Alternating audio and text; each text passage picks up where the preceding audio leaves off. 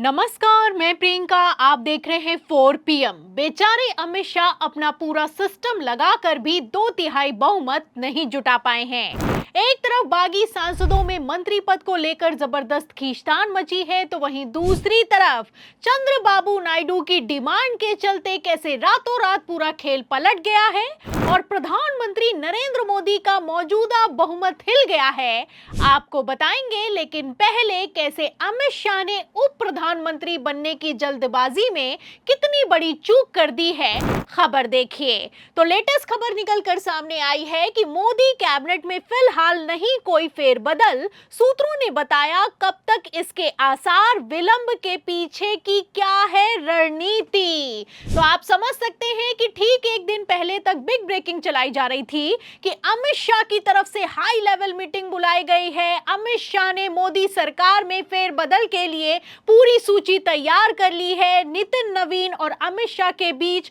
3 घंटे तक marathon meeting चली है और इस मीटिंग के बाद मोदी कैबिनेट की नई टीम तैयार हो चुकी है।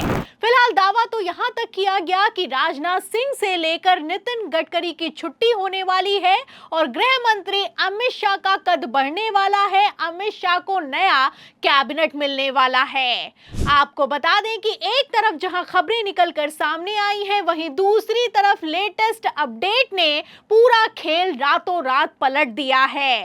बिग ब्रेकिंग चलाई जा रही है कि मोदी कैबिनेट में फिलहाल अभी किसी तरह का कोई फेरबदल नहीं होने वाला है। सूत्रों के हवाले से दावा किया जा रहा है कि प्रधानमंत्री नरेंद्र मोदी ने बागी सांसदों को अपनी कैबिनेट में एडजस्ट करने से साफ इनकार कर दिया है। तो आप देख सकते हैं कि किस तरीके से अब आर पार की जंग शुरू हो गई है। एक तरफ गृह मंत्री अमित शाह मोदी कैबिनेट में फेरबदल के लिए मीटिंग कर रहे हैं, वहीं दूसरी तरफ ये फेरबदल ही अब कैंसिल हो चुका है। आपको बता दें कि पहले तो सूत्रों के हवाले से दावा किया जा रहा था कि एनडीए ने सदन में 2/3 बहुमत जुटा लिया है। फिलहाल इस खबर को लेकर भी अब पेच फंस गया है, क्योंकि अमित शाह दावे तो बड़े बड़े कर रहे हैं, लेकिन पूरा सिस्टम लगाकर भी भारतीय जनता पार्टी के कथित चाणक्य 2/3 बहुमत नहीं जुटा पाए हैं। फिलहाल इसीलिए प्रधानमंत्री नरेंद्र मोदी ने मौजूदा बहुमत को सुरक्षित रखने के लिए अभी किसी तरह का फेरबदल करने से साफ इनकार कर दिया है। और ये कोई हवाई बात नहीं है। खबर भी आप देख सकते हैं, खबर में आगे लिखा भी हुआ है कि विश्वसनीय सूत्रों ने कहा है कि सरकार का ध्यान अभी संसद में संख्या बल बढ़ाने और एनडीए को मजबूत करने पर है, क्योंकि सरकार को कुछ संवैधानिक संशोधन बिल पास कराने हैं। उसके लिए 2/3 बहुमत बेहद जरूरी है। तो फिलहाल मौजूदा हालातों की अगर बात की जाए तो यहां पर मैं आपको बता दूं कि एनडीए के 292 सांसदों में अगर टीएमसी के 20 बागी सांसद और उद्धव ठाकरे के 6 बागी सांसदों को जोड़ दिया जाता है तो टोटल होता है 318 का। 2/3 बहुमत होता है 360 का। इसमें से 318 को अगर घटा दिया जाए तो अभी भी 42 सांसद 2/3 में कम हैं। आपको बता दें कि जिस तरीके से बागी सांसदों में मंत्री पद को लेकर जबरदस्त खींचतान मची है, ऐसे हालातों में अमित शाह आनन फानन में मोदी कैबिनेट में फेरबदल करना चाहते हैं। एक तरफ टीएमसी जिसके 20 सांसद बागी हुए हैं, वो 2 मंत्री पद डिमांड कर रही है, वहीं दूसरी तरफ उद्धव ठाकरे के 6 सांसद भी मंत्री बनना चाहते हैं और मंत्री नहीं तो 25 करोड़ रुपए की डिमांड कर रहे हैं। तो आप देख सकते हैं कि एक तरफ जहां मंत्री पद को लेकर खींचतान मची है, वहीं दूसरी तरफ नीतीश नायडू भी भड़कते हुए नजर आ रहे हैं, क्योंकि लेटेस्ट खबर निकलकर सामने आई है कि इस बार अगर मोदी कैबिनेट में फेरबदल होगा तो गृह मंत्री अमित शाह को भी बड़ा पद मिलने वाला है। और ये कोई हवाई बात नहीं है। खबर भी आप देख सकते हैं, हिंदुस्तान की खबर है और उसमें लिखा भी हुआ है कि कैबिनेट फेरबदल में अमित शाह का बढ़ सकता है कद। अमित शाह को उप प्रधानमंत्री बनाया जा सकता है। तो फिलहाल आप देख सकते हैं कि अमित शाह ने सोचा कि जिस तरीके से 26 सांसदों को एक साथ तोड़ा है, ऐसे हालातों में अगर सदन से परिसीमन बिल पारित हो जाएगा तो उनको उप प्रधानमंत्री का पद मिल जाएगा। लेकिन फिलहाल यहीं पर पेच फंस गया है। एक तरफ अमित शाह मोदी कैबिनेट में फेरबदल की तैयारी कर रहे हैं, वहीं दूसरी तरफ नीतीश कुमार ने उप प्रधानमंत्री पद पर अपना दावा ठोक दिया है।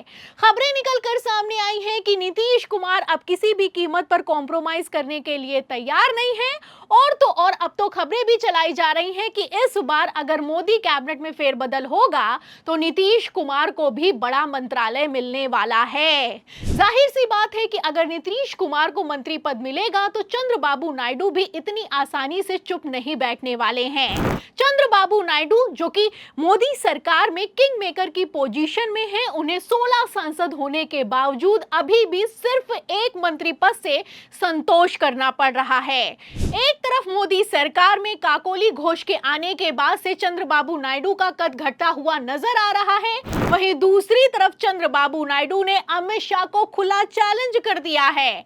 आपको बता दें कि मौजूदा हालातों में जिस तरीके से चंद्रबाबू नायडू कांग्रेस के मुख्यमंत्रियों के साथ अपनी नजदीकी बढ़ा रहे हैं, ये अपने आप में कोई छोटी बात नहीं है। वैसे भी साउथ के राज्यों में जैसे भारतीय जनता पार्टी का सुपड़ा साफ हो गया है, ऐसे हालातों में चंद्रबाबू नायडू अलर्ट हो गए हैं।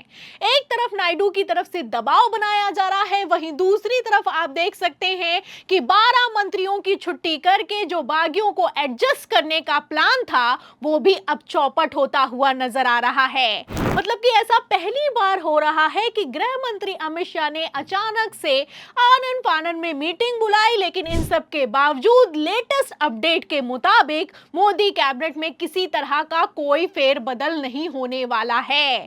फिलहाल जिस तरीके से अब बागी सांसदों को अगर मंत्री पद नहीं मिलेगा तो क्या मानसून सत्र में परिसीमन बिल पर बागी सांसद एनडीए को सपोर्ट करेंगे? फिलहाल जिस तरीके से अमित शाह हड़बड़ा रहे हैं, ऐसे हालातों में इतना तो साफ हो चुका है कि इस बार अमित शाह अपने ही बनाए ऑपरेशन लोटस में फंस गए हैं। एक तरफ कैबिनेट में फेरबदल की खबरों को खारिज कर दिया गया है, वहीं दूसरी तरफ अमित शाह अचानक से फिर से अपने ऑपरेशन लोटस पर लग गए हैं। लेटेस्ट खबर निकलकर सामने आई है कि पंजाब में कांग्रेस के सांसद सुखविंदर सिंह रंधावा के साथ अमित शाह की मुलाकात हुई है। ऐसे हालातों में आप समझ सकते हैं कि अमित शाह किसी भी कीमत पर सदन में 42 सांसदों को पूरा करना चाहते हैं, 2/3 बहुमत जुटाना चाहते हैं, लेकिन फिलहाल क्या ये करना इतना आसान हो पाएगा? और क्या अमित शाह ने 2/3 बहुमत जुटाने के चक्कर में प्रधानमंत्री नरेंद्र मोदी का मौजूदा बहुमत हिला दिया है? इन सभी सवालों के जवाब में पूरी रिपोर्ट पर आपको क्या लगता है? आखिर क्यों अचानक से मोदी कैबिनेट में फेरबदल को कैंसिल कर दिया गया? जो भी आप सोचते हैं हमें कमेंट बॉक्स में जरूर लिखें। वीडियो को ज्यादा से ज्यादा शेयर करें, हमारे चैनल को लाइक करें, सब्सक्राइब करें, ज्वाइन करें। फिर मिलते हैं अगली खबर के साथ, तब तक के लिए धन्यवाद।